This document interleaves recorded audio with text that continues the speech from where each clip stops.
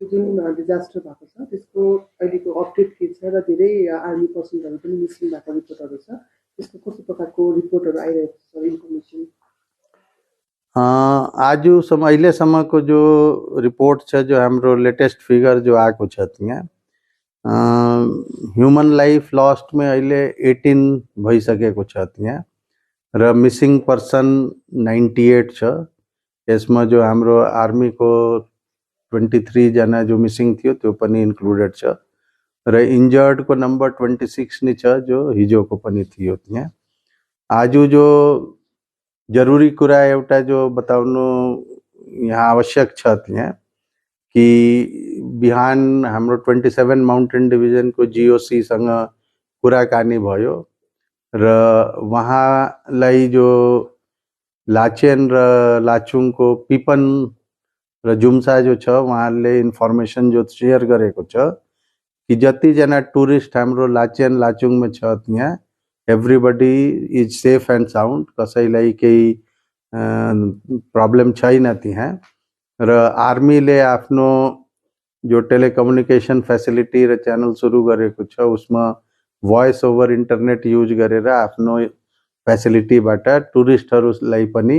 आफ्नो आफ्नो रिलेटिभसँग कुराकानी गराइदिएको छ so that their near and dear ones also know that they are safe and sound त्यहाँ। सो यो सबैभन्दा खुसीको कुरा छ र अहिले कोही एसेन्सियल कमोडिटिजको सर्टेज त्यहाँ छैन त्यहाँ। अर्को जो आवश्यक सूचना जो छ त्यहाँ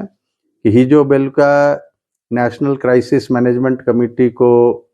मिटिङ भएको थियो हाम्रो क्याबिनेट सेक्रेटरीको अध्यक्षतामा र वहाँको दिशानिर्देशको बादमा आज निकै यसमा डेभलपमेन्ट भएको छ त्यहाँ। आज हाम्रो एयरफोर्स र आर्मीको सिनियर अफिसियल जनरल साहबहरूसँग कुराकानी भएर now helicopters are ready for going to Lachen Lachung and Chungthang र त्यहाँबाट रेस्क्यु अपरेसन सुरु गर्नुको लागि। तर अहिले वेदर कन्डिसन ठिक नहुनुको कारण अहिले हामी स्टार्ट गर्नु सकेको छैन त्यहाँ। भोलि बिहान हामी आशा राख्दैछौँ कि वेदर कन्डिसन इम्प्रुभ हुन्छ र यो हामी रेस्क्युको अपरेसन भोलिदेखि चालू गर्ने त्यहाँ। यसको अलावा एनडीआरएफ को 3 प्लाटुन पनि रेडी छ त्यहाँ। भोलि अलिक वेदर इम्प्रुभ भएपछि उहाँहरू पनि आफ्नो आफ्नो पोजिसन लिनु सक्नुहुन्छ। यो बाहेक त्यो इभ्याकुएसन प्लानलाई अर्डरली बनाउनुको लागि हामी सिनियर लेभल अफिसर्स पनि उता हामी पोस्ट गर्दैछ त्यहाँ। जो लाचेन लाचुङ र चुङथाङमा जो कन्ट्रोल उहाँहरूले टेक ओभर गर्नुहुन्छ, चार्ज टेक ओभर गर्नुहुन्छ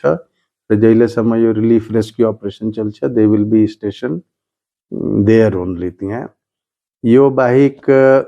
हामीले यो जब चॉपर जो एम्प्टी जान्छ यहाँबाट लाचुन र लाचेन त्यहाँ, उसमें एसेंशियल कमोडिटी चावल दाल सब्जी तेल नमक दूध चीनी जो जो आवश्यक सामान छ त्यो पनि उसको एसेन्शियल सप्लाई हामी इमिडिएट पठाउने त्यहाँ। र यो सर्टीको डिस्टेन्स कम गर्नुको लागि हामीले यो डिसिजन लिएको छ कि उहाँहरूले ग्याङटक नलाएर लाचेन लाचुङबाट मङ्गन डिस्ट्रिक्ट हेडक्वार्टरमा ल्याउने, त्यहाँबाट by road will bring them to Gangtok and for their onward journey. Okay sir, Singtam र आइबिएमको कन्डिसन चाहिँ अहिलेसम्मको अफिसियल रिपोर्ट अनुसार कस्तो छ र त्यहाँ कस्तो प्रकारको रेस्क्यु कामहरू भइरहेको छ र थप के गर्नुपर्ने सरकारबाट? सिङताम र आइबिएममा जो पनि छ यो अहिले हामीले पानी रेस्टोर गरिदिएको छ। त्यो लो लाइङ एरियाजको कलोनी जति थियो त्यहाँ बिजुली पनि रेस्टोर भइसकेको छ त्यहाँ। अब जो डेब्री र स्लस त्यहाँ जम्मा भइराखेको छ त्यो निकाल्नु एकदमै कठिन काम छ, किन त्यो स्टिकी टाइप भइहाल्छ, त्यति आसानीसँग निस्किनु पनि निस्कँदैन। But all our rescue team and relief team are working on that र हामी छिट्टै यो अचिभ गरेर सबैलाई यथास्थिति बहाल गर्ने। नर्थ सिक्किममा टिस्टा ऊर्जामा जति लोकलहरू काम गरिरहनु भएको छ उहाँको फ्यामिलीबाट हामीलाई इन्फर्मेसन मिल्छ, उहाँहरूको कस्तो छ सिचुएसन सोधिदिने भन्ने पनि अहिले चुङथाङसँग हाम्रो डाइरेक्ट कम्युनिकेसन इस्टेब्लिस हुनु सकेको छैन त्यहाँ बीच बीचमा वायरलेस कम्युनिकेसन जो आउँदैछ उसमा अहिले चुङथाङ टाउन हाम्रो सबमर्ज छ 80% उसमा लेदो या स्लज जो भन्छ त्यो भरिराखेको छ त्यहाँ र निकैजना मान्छे त्यो लाचुङको साइडमा हिँडिसकेको छ they are safe and sound एक दुईवटा त्यो कोही जो मान्छे दबेको होला त्यो अब अहिले जब टिम पुग्छ यहाँबाट तबै नै एक्ज्याक्ट सिचुएसन हामी पाउँछ त्यहाँ हामी यो जो रेस्क्यु टिम जाँदैछ उसको साथमा यो आफ्नो सिक्किम पुलिसको वायरलेस स्टेसन पनि पठाउँदैछ त्यहाँ अपरेटर्सहरू पनि एडिसनल जाँदैछ and most probably with the NDRF team we are getting some 15 for satellite phones also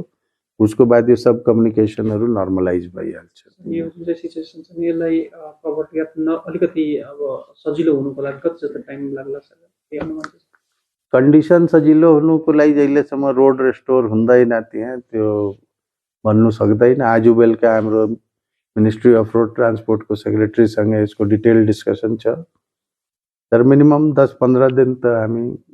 मानेर जाने अहिले चाहिँ हामी अल्टरनेट जो ग्याङटकको लागि लाभाको रुट छ त्यो हामीलाई प्रेफर गर्ने सर नि जो एउटा रिपोर्ट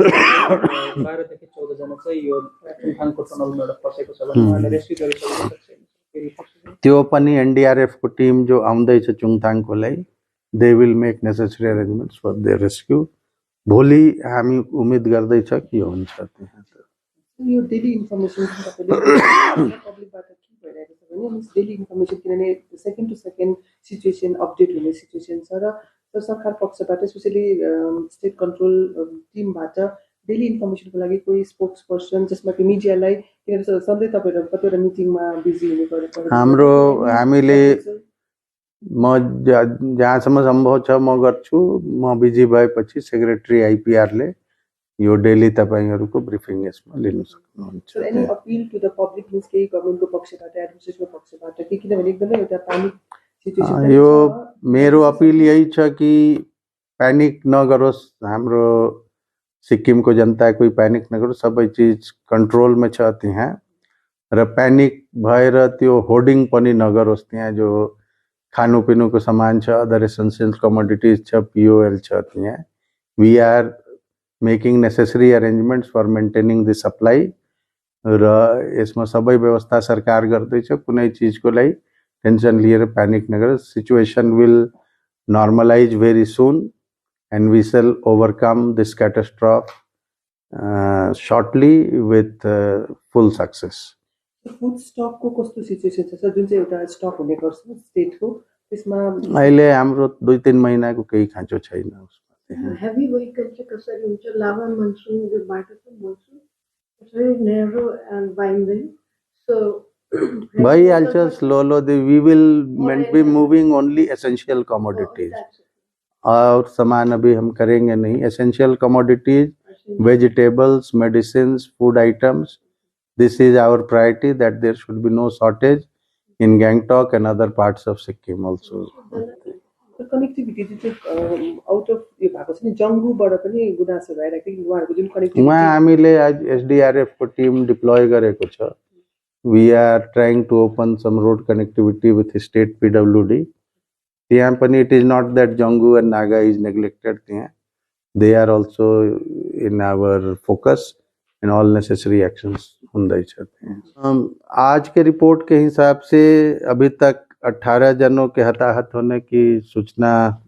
हमारे पास उपलब्ध है और 98% अभी भी मिसिंग हैं जिनकी सघन जांच चल रही है उनकी खोजबीन की जा रही है वहाँ और इंजर्ड जैसा जो कल सिचुएशन था 26 पे ही है वहाँ उसमें ज़्यादातर लोग first aid and other treatment के बाद डिस्चार्ज हो गए हैं इसके अलावा जो ये ट्रॉमा की सिचुएशन क्रिएट हुई है बिकॉज फ्लैश फ्लड के कारण उसको हैंडल करने हम लोगों ने साइकेट्रिक काउंसलिंग और इसकी भी व्यवस्था करी है सो ये इसके बारे में संबंध है जो इसमें आवश्यक सूचना जो मैं देना चाहूँगा हमारे टूरिस्ट और अन्य लोग जिनके परिवार सिक्किम के बाहर हैं और अपने परिवार के लोगों के लिए चिंतित हैं, उनके बारे में हमें आज सूचना मिली है। लाचेन और लाचुंग में जो भी टूरिस्ट घूमने गए थे, वहाँ के लाचेन और लाचुंग में जो जुमसा है और उसके पीपन के थ्रू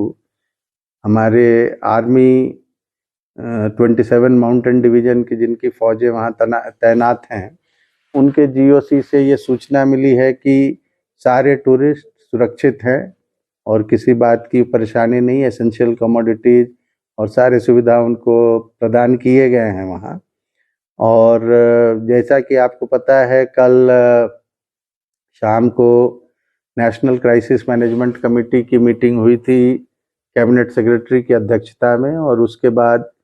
भारत सरकार ने हमें सारे सहयोग देने के आश्वासन दिया था और उसके तहत आज से सारे सहयोग आने शुरू हो गए हैं। एनडीआरएफ की प्लाटून स्टेशन हो गई हैं और चुंगथांग में जैसे ही वेदर इम्प्रूव होता है उनको हम एयरलिफ्ट करके वहाँ पहुँचाएंगे। और कल से अगर वेदर इम्प्रूव हो जाता है तो जो स्ट्रैंडेड टूरिस्ट हैं उनको हम हेलीकॉप्टर के थ्रू वहाँ से इवैक्यूएट करना शुरू करेंगे और वहाँ हम लाचेन लाचुंग से उन्हें मंगन लाके वहाँ से बस के थ्रू गैंगटॉक और सिलीगुड़ी की तरफ आगे भेजेंगे। वहाँ एसेंशियल कमोडिटीज को लेकर जैसे पेट्रोल डीजल की खपत को लेकर सिक्किम में कैसी सिस्टम है सर? एसेंशियल कमोडिटीज की अभी तत्काल कोई ऐसी परेशानी नहीं है, बट लोगों ने काफ़ी इसकी होर्डिंग शुरू कर दी गई, इसलिए थोड़े रेगुलेशन लाए गए हैं और हम लोग सभी कंसर्न्ड एजेंसीज इस पे बारीकी से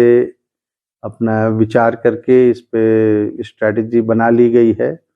और हम लोग जो अल्टरनेट हाईवे है जो लावा के थ्रू आता है, उसके थ्रू हम सारे एसेंशियल कमोडिटीज़ जैसे खाने पीने के सामान हैं, सब्जियां हैं, दवाइयां हैं, पीओएल्स, गैस, ये सब जो ज़रूरी आइटम है उसको हम उसके थ्रू लाएंगे। और उसके लिए हमने एक स्पेशल टास्क फोर्स बनाया है और क्योंकि उसमें डिस्टेंस थोड़ा ज़्यादा पड़ेगा तो हो सकता है इसकी वजह लेके सामानों के दाम बढ़ा दिए जाएं, तो जो एक्स्ट्रा डिस्टेंस है उसको सब्सिडाइज करने के लिए सिक्किम सरकार अपने रिसोर्सेज से नेसेसरी सब्सिडी ट्रांसपोर्टर्स को प्रोवाइड करेगी, जिससे जो एसेंशियल कमोडिटीज़ के दाम में कोई इंक्रीज ना हो हमारे सिक्किम में। जैसे कि यहाँ पे ज़्यादा पब्लिक इंफ्रास्ट्रक्चर भी डैमेज हुए हैं, जैसे सिंगताम, रंपोर, डिक्चू से लेकर मंगन तक भी, उसके लिए सरकार की तरफ से क्या राहत मिल सकती है या नहीं? अभी हमारे जो इंफ्रास्ट्रक्चर जो 13 ब्रिजेज वॉश आउट हो गए हैं, बहुत सारे फॉर्मेशन रोड फॉर्मेशन ब्रीच हो गए हैं। उसके लिए ministry of road transport and highway के सचिव खुद इसका कोऑर्डिनेशन कर रहे हैं। आज हमारी उनके साथ मीटिंग भी है शाम को, और इसमें क्या स्ट्रेटेजी होगी उसके लिए कंसर्न बीआरओ, NHIDCL और हमारी स्टेट PWD सभी मिलके आज शाम को हम लोग स्ट्रेटेजी बना के किन किन सेक्शनों को तुरंत हमें रीस्टैब्लिश करना है उस पर आज विचार विमर्श करके कार्रवाई तुरंत शुरू होगी। और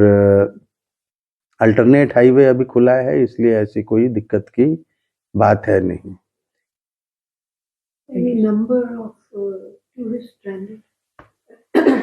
अभी जो रफ असेसमेंट जो हमारे चेक पोस्ट के डाटा से जो हमें अवेलेबल है, लगभग 3000 टूरिस्ट वहाँ लाचेन और लाचुंग में स्ट्रैंडेड हैं और इसके अलावा लगभग 700-800 ड्राइवर्स भी होंगे जिनकी गाड़ियाँ गई हुई हैं। लगभग उसमें 3000 में 150 लोग शायद मोटरसाइकिल से गए हैं जो अपने एडवेंचर उसमें, वो भी उसी में है। हम सबको जैसा मैंने बताया कि आर्मी और एयरफोर्स के हेलीकॉप्टर के थ्रू हम इवैक्यूएट करेंगे वहाँ। और जो एक सूचना इसमें और मैं देना चाहूँगा कि जो लाचेन लाचुंग में लोग हैं, आर्मी ने अपनी कम्युनिकेशन लिंक जो उपलब्ध हैं अभी वॉइस ओवर इंटरनेट, उसके थ्रू उन लोगों के परिवार से उनकी बातचीत करा दी है, जिससे उनके परिवार को उनकी कुशलता के बारे में जानकारी मिल चुकी है। ठीक है। सर यो यदि पानी दर एउटा इन्फर्मेसन आएको थियो के छ त्यसमा त्यसमा अझै add गर्नु? ले लो भाई, हाँ ये जरूरी है। यो हिंदी में ही बोल देता हूँ। अभी जो ये सूचनाएं सुबह कुछ आ रही थी, रूमर्स भी फैल रहे थे कि चुंगथांग में फिर से पानी बढ़ रहा है, दिक्चू के डैम टूट रहे हैं, ये सारी अफवाहें हैं। पानी का स्तर पहले से काफी कम हो गया और पानी के स्तर बढ़ने की कोई आधिकारिक सूचना अभी तक नहीं है।